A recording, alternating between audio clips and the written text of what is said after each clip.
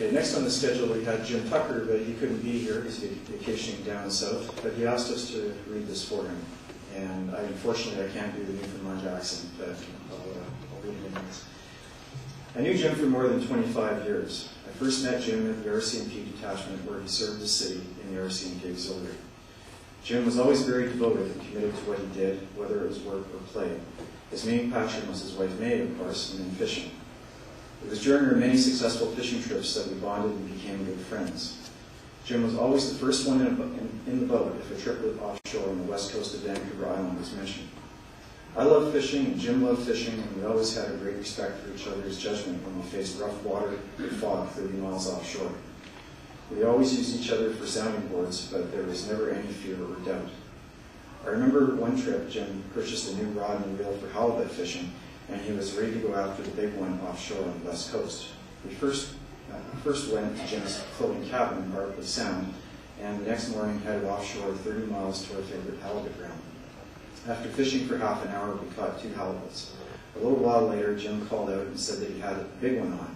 He started to reel it in, and after bringing it up about 150 feet, about halfway, the halibut decides to head back down to the bottom. Jim tried to hold it, and the halibut pulled Jim's arms down across the side of the boat and broke off Jim's new rod. All he had in his hand was about 1.5 feet of his new rod and reel. The fish was still in the line, and I said, "Hold on, Jim, I'll put the gloves on and pull it up by hand." Jim said, "Damn, I forgot my gloves." My mom always laughs at that part. Jim reeled and I pulled the halibut up by hand. After half an hour later, a few minor cuts on our hands from the line, the fish was in the boat. The thing is, we never lost Jim's big halibut. He was a proud fellow, and I'm sure lots of people have heard this story already. There are always lots of fishing stories, and people who fish on the West Coast have a healthy respect for the fog and wind.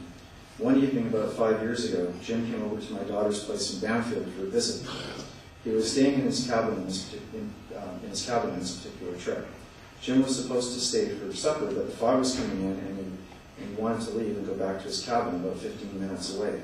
To make a long story short, Jim did get lost in the fog and ended up not getting back to his cabin until 1 a.m., 5.5 hours later. Talking to him later on, he had no idea how it could happen, but fog can be mysterious. There are as many stories as there are fishing trips. Jim was a great fishing buddy. One day we'll get together again and continue our talk about exciting fish stories of the challenging West Coast. Your friend, Jim Tucker.